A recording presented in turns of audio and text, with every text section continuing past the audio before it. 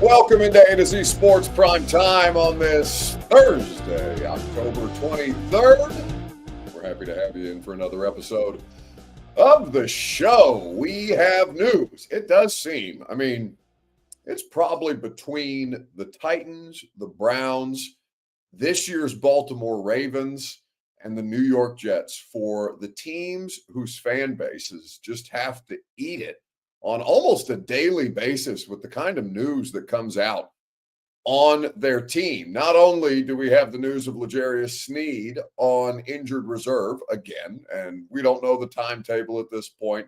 He could be back after 4 games. He could miss the rest of the season as he did last year. But not only is the Sneed stuff the news item of the day, you've got a quote from Eddie George in the Tennessean talking about the way that the Tennessee Titans franchise have set themselves back 10 years or more, at least a decade, is the quote. And I saw it's been aggregated to the effect of that he's talking about directly Amy Adams Strunk.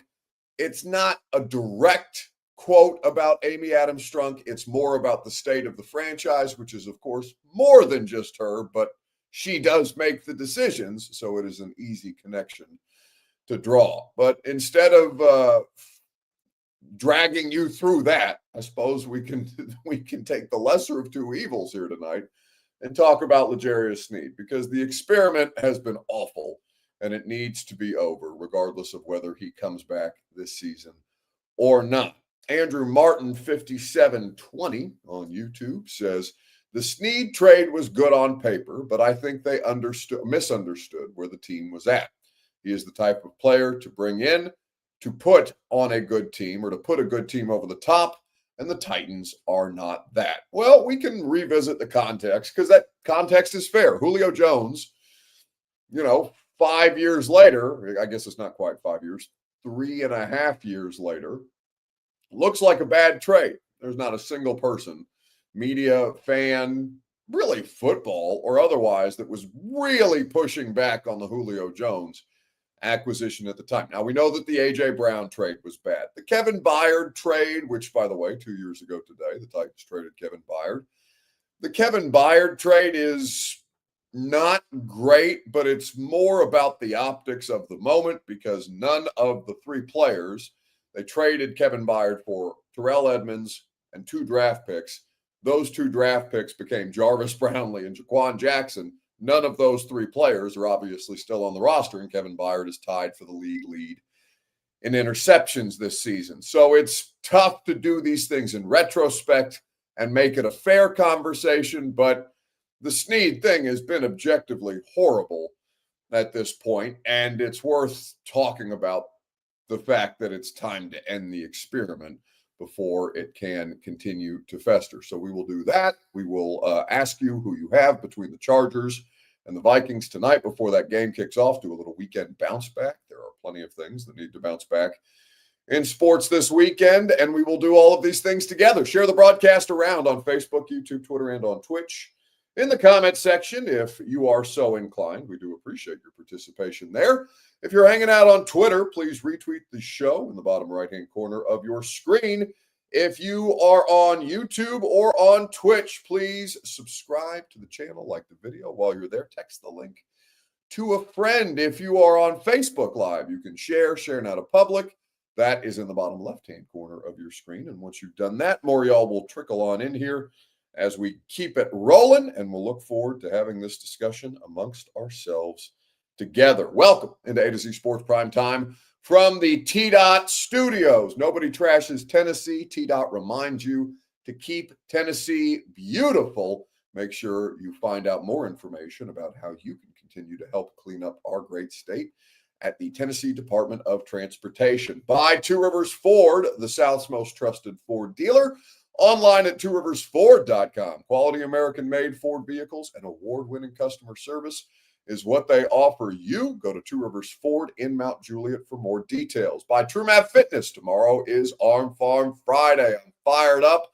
I'd flex like a douchebag on camera because my biceps are huge because of Arm Farm Friday, but that seems gratuitous, and I won't put you all through that. What I will tell you is that it is worth putting yourself through one of TrueMath Fitness workouts because you can get it for free, and they're so confident that you will enjoy the experience that you will not be able to go without. It is the best workout in Middle Tennessee. TrueMathFitness.com for more information. And by Simon Says Nashville, the premier men's clothing spot in Nashville, anywhere, as far as I'm concerned, but certainly here in Middle Tennessee. SimonSaysNashville.com for more information about all the great offerings that they have and all the cool events that they do. They do a lot of pop-ups with other brands, other different kinds of businesses around town. I think you will enjoy the experience, and I know you will enjoy the product at Simon Says in Wedgwood, Houston.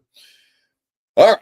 L'Jarius Sneed was placed on injured reserve today. That was something that Mike McCoy was not willing to talk about on Wednesday prior to that transaction being made. They did not put him on injured reserve on Wednesday. Today, with a quad injury, another quad injury, they shut him down for at least the next 4 games. Now, reminder, it is not 4 weeks, but it is 4 games because the next 4 weeks will include the Titans' bye week, mercifully. Thank God. The Week 10 bye is almost upon us.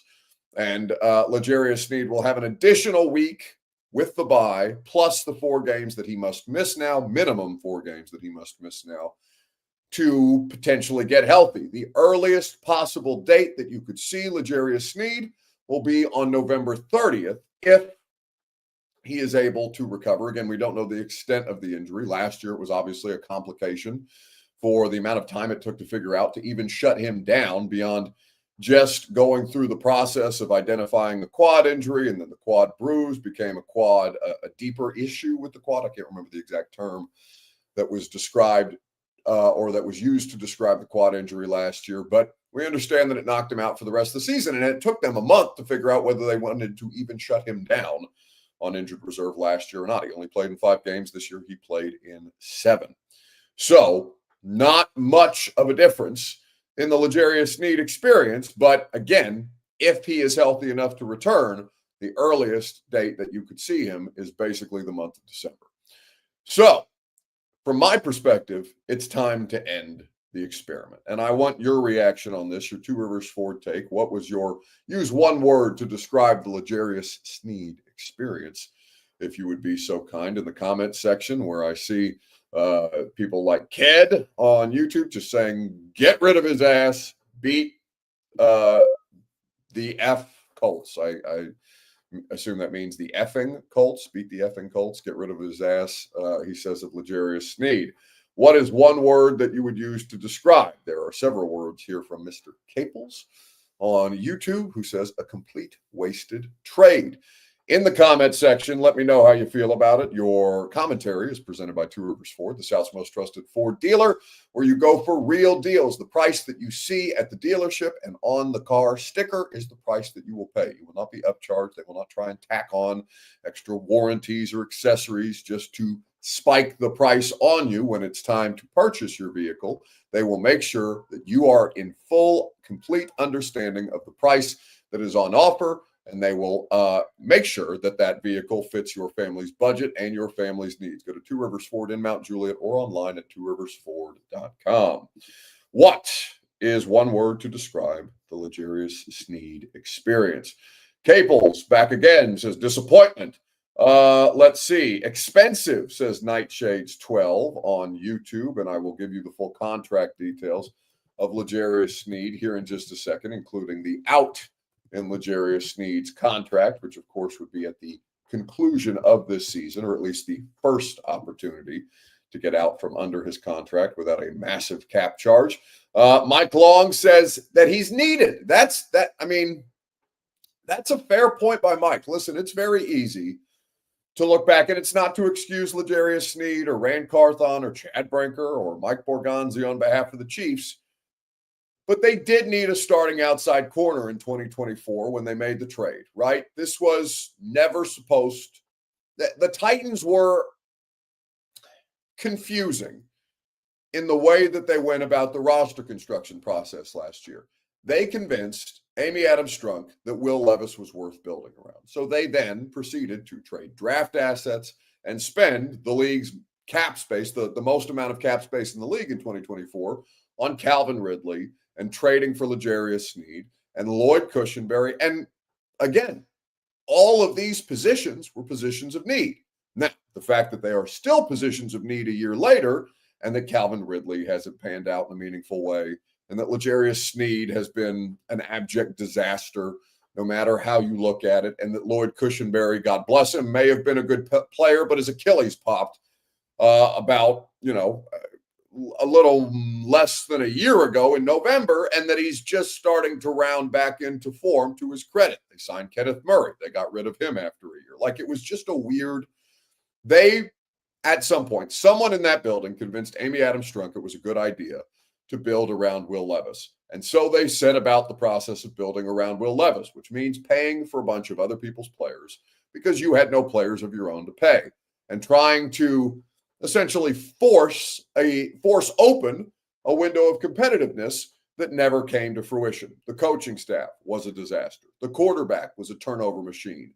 The Sneed thing blew up after 5 games. The Cushenberry thing never came to fruition the way that you needed it to, and still isn't quite there yet, but at least that one looks like a positive addition. Kenneth Murray, a liability. All these different things that you ended up adding have not panned out. Almost all the things that you ended up adding last year have not panned out. But Mike is correct when he says that they needed a starting outside corner. And at the time, you looked at the acquisition and you said, all right, well, they've got the money. The draft capital is a concern because they need to, at some point, organically replenish this roster.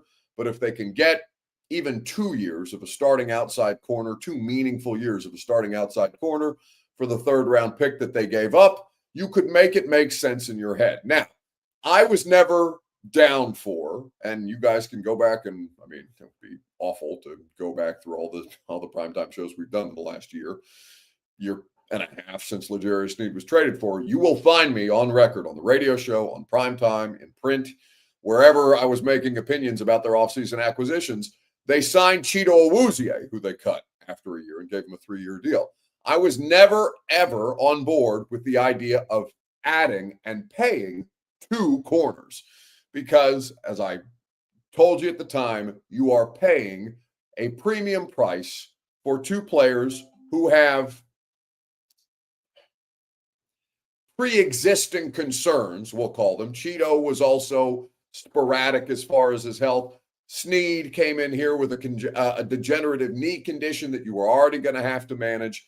And I said at the time, loudly, for anybody that would hear me, you can't pay premium money and give up draft capital for 2 guys at the highest variance position. That's just what corner is. They flame out fast. And maybe they don't all flame out, but they come with a lot of pre-existing things, or what's the word that I'm looking for? I'm not finding the proper term to describe it, but there's just a lot of variance with the cornerback position. You're fighting against the officials because the game is officiated in a way that makes it hard to play corner. No matter how good you are fighting against the best wide receivers, some of the best athletes in professional sports around the world. And it is a very difficult position to play. Your athleticism falls off a cliff at that position at a much higher rate than a lot of other positions on the football field. You are paying premium money for a position that comes with that variance. Factor in the knee issue for Sneed and the injury history of Awuzie. They cut Awuzie after a year. He didn't play a ton of football. They are in a situation where they must cut Sneed at year's end because it has been a disaster. I'll give you the contract details on L'Jarius Sneed here in just a second. You'll hear from Nate Washington, who joined us right after the Sneed news was announced.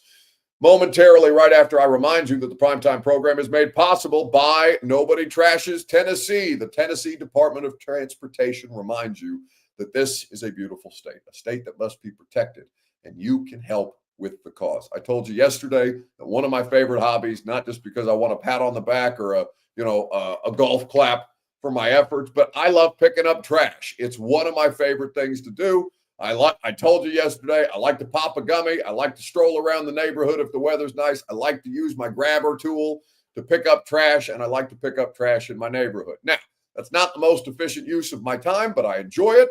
It's because I love my neighborhood and I love the fact that TDOT has this initiative. And I'm really happy that they are a partner on the show because I want to make sure that we are in a place where we are taking care of one of the most beautiful states in this beautiful union that is the United States of America. TDOT has so many different options for you, whether they be volunteer opportunities with existing cleanup crews, whether that be the opportunity to start your own cleanup crew. It's a really cool thing that they offer you.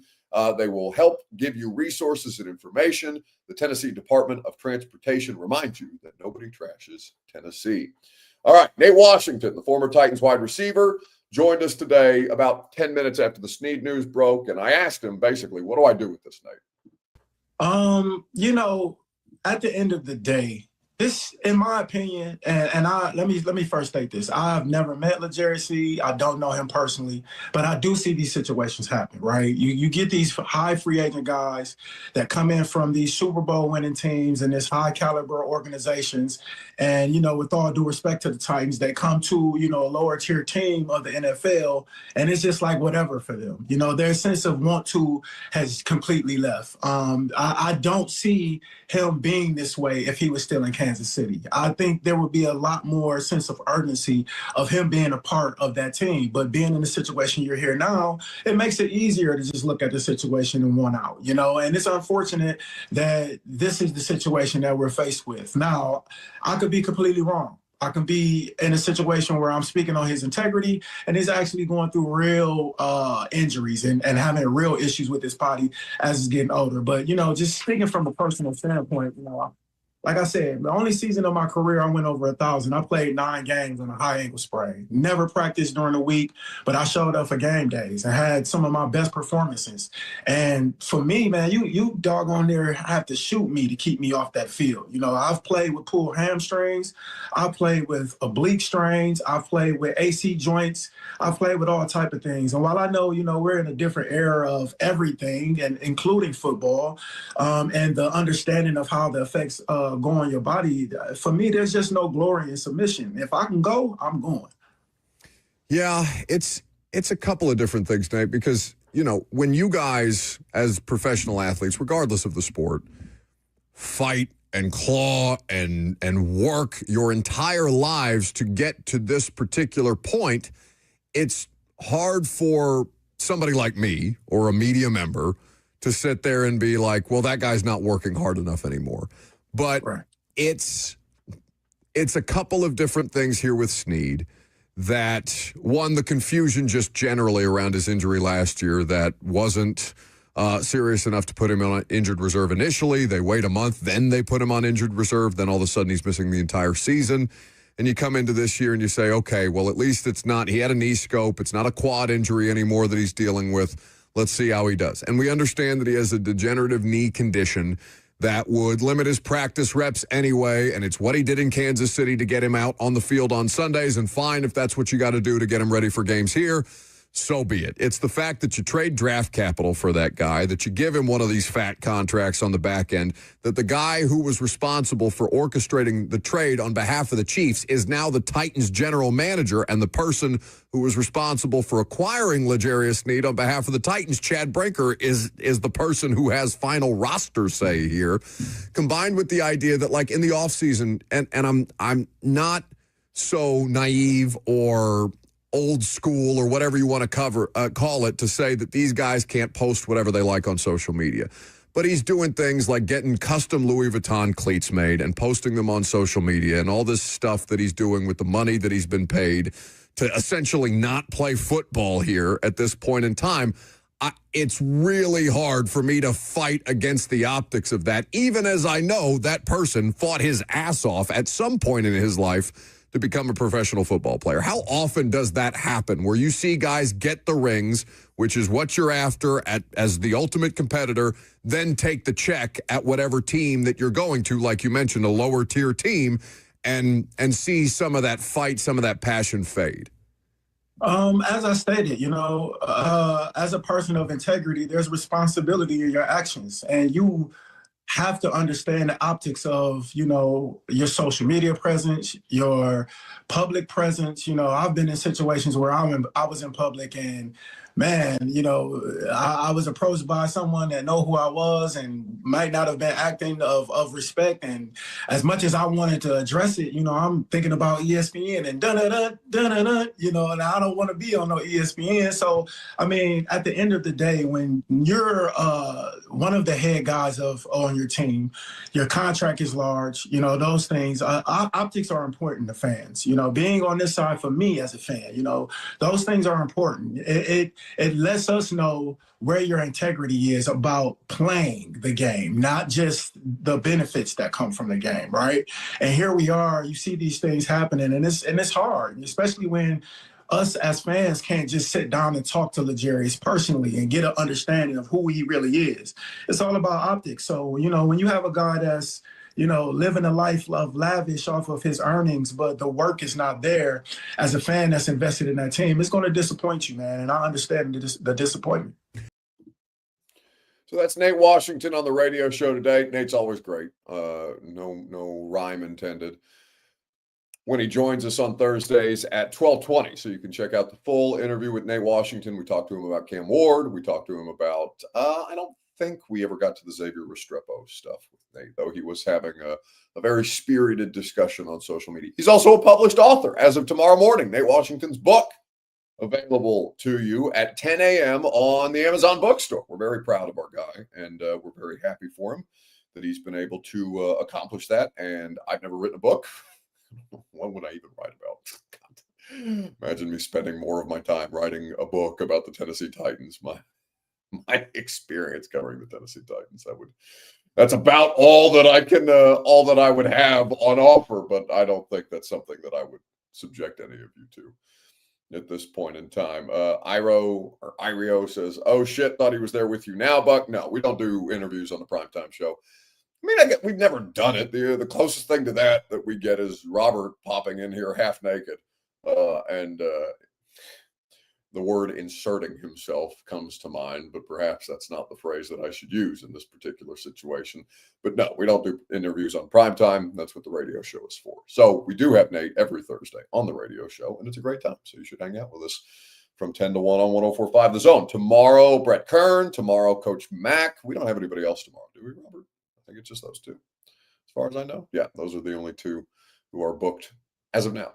Maybe that'll change. We'll certainly talk about the City George thing because I think there's some context that's required, but also that's going to have a desired effect, I think, if you are Eddie. Anyway, who you got on Thursday Night Football? It is a competition between the Vikings, who are at the Chargers tonight. Chargers getting back Joe Alt for the first time in a couple of weeks. He has missed some time. They have had both tackles out for an extended period, and obviously Justin Herbert has struggled as a result. Chargers are 4-3. Minnesota is 3-3. Carson Wentz is going to start tonight. He has not played overwhelmingly well, but J.J. McCarthy is also dealing with a high ankle sprain. So the question of who you got tonight on Thursday Night Football, Facebook, YouTube, Twitter, and Twitch in the comment section, if you would be so inclined. I'll tell you who I would pick here in just a moment, right after I remind you that True Math Fitness is where I will be tomorrow morning at 7 a.m. in less than 12 hours from now. We're getting a little Arm Farm Friday in. I love the personal training sessions at True Math. You don't have to take personal training if that's not your vibe. You can do group fitness classes. If you don't want to do that, if that's too much pressure on you, go work out at their facility with one of their awesome and cost-effective memberships as you please. Your first workout is free at TrueMathFitness.com. They will set you up for success. And Worth Campbell is a diehard Titans fan, and he is miserable, and he can commiserate with you about being a Titans fan as you all improve your physical fitness. Because if you can't be happy about your football team, at least you can work out your frustrations at True Math Fitness. Also made possible by Simon Says Nashville, where you go to dress better. Once you get in shape, then you start to get a new wardrobe. Once you start to get a new wardrobe, you start to look like the best version of yourself. And the best version of yourself is awaiting you at Simon Says Nashville, the premier men's clothing spot located in Wedgwood, Houston, here in Nashville, Tennessee. They have so many great offerings, so many cool things, so many different looks that you will enjoy. The people that that run Simon Says are so awesome to deal with. The experience is top notch. The clothing is even more impressive. SimonSaysNashville.com for more details today. All right. Where are you going with your picks for the Vikings at the Chargers tonight. The Chargers are favored at this point in time by 3.5 when last I looked at the line. Let me pull up my DraftKings Sportsbook app just to ensure that I'm giving you an accurate line. That game is about to kick off, of course. But what we have right now is a situation where the Vikings are dealing with a backup quarterback and Justin Herbert is missing a couple of different key offensive pieces for this game. Most importantly, his offensive line and his running game. I would say that to go on the road from Minnesota to Los Angeles is not necessarily the easiest thing to do, but I would favor the Vikings in this game, understanding that Carson Wentz is not to be trusted. Chargers are 3.5-point favorites in your DraftKings Sportsbook apps, by the way. So I would probably take Brian Flores and the defense to make the game ugly. If you can make Justin Herbert look more like Carson Wentz than Carson Wentz does in the game, that would favor Minnesota. I think that Minnesota has more to offer. Obviously, the Chargers have the better quarterback situation, but Joe Alt's first week back in the lineup in a couple of weeks, and they are going to get shelled by Brian Flores' defense. I would favor in that particular situation Minnesota. I would at least bet Minnesota. Not that you guys know that I can't bet on the NFL, but if I was betting with your money, hell, if I was betting with my money, I would probably take the Vikings plus the 3.5. Maybe not outright on the money line. They're plus 150 on the money line right now. Over under set at 44.5 right now. I would probably favor the under in that spot too. We could be pleasantly surprised. Thursday Night Football has honestly had the best slate of games so far this season, at least the most competitive versions of these games. I don't know if it could top last week with the two 40-plus-year-old quarterbacks going at it, but it would be it's an interesting matchup. I wish J.J. McCarthy was playing in it, but J.J. McCarthy is still working his way back from a high ankle sprain. So that is where we will leave things on the Thursday Night Football front. Weekend bounce back is for the NBA because as Ghost, I'll just say Ghost, on YouTube says, I've already talked to the Mafia, take the Vikings. So this story today in the NBA is horrendous for the image of the NBA, where for 4 years, federal prosecutors and the Federal Bureau of Investigation, the FBI kids, have been investigating a cheating scandal, multiple cheating schemes involving professional basketball players. At least one coach, Chauncey Billups, was arrested today for his involvement in rigged poker games involving 4 different crime families, which feels like a scene out of The Sopranos or The Godfather or something, but it's real life. So Chauncey Billups and Terry Rozier were both arrested today. Billups for his participation in rigged poker games featuring crime families, and Rozier for the money that he has cost people by working in conjunction with others to make money on his own unders, in faking injuries, in doing all these things. Now, the worst part of this is that the bounce back is required for the NBA because the NBA, at least in one of these instances, investigated Terry Rozier and cleared him of any wrongdoing from their standpoint. They look like fools today because a 4-year federal sting is now about to drop on the heads of a bunch of these different people. We know some of the names. We do not know all of the names. Jonte Porter has already been suspended or banned for life from the NBA as a result of this scandal. So it's not great. Not great if you're the NBA, especially because, I watched basketball last night, and the basketball was great. Wembanyama versus the Mavs was a lot of fun. Wemby's a freak. He's getting even freakier in the best possible way, it seems, as he continues to grow and develop. I watched Zion and Ja square off, Pelicans and Grizzlies. The Grizzlies were able to outlast New Orleans last night, but it was just a fun game, and both of those players had a really nice night, fun back and forth. I was really enjoying the basketball. Hell, I was prepared to go on the radio show and talk a little basketball just to say, hey, the NBA's back, guys. Isn't this fun? Look at all these fun players. Also, there's a gambling sting. It's the biggest scandal in sports since Tim Donaghy, which was, I think, 2003, 2006, early 2000s for sure. I can't remember the exact year, when the former ref Tim Donaghy was also betting on games. This is arguably more problematic because, Tim Donaghy got into it with some bookies and was involved in the outcomes of games. That's a problem, but this is much more widespread. This is a much bigger deal than the Tim Donaghy situation because now you have players, you have coaches, and you have outside interests interacting with the National Basketball Association. A problem. Titanomics on YouTube says, how can you talk Titans after hours? I salute you, brother, because they pay me a lot of money.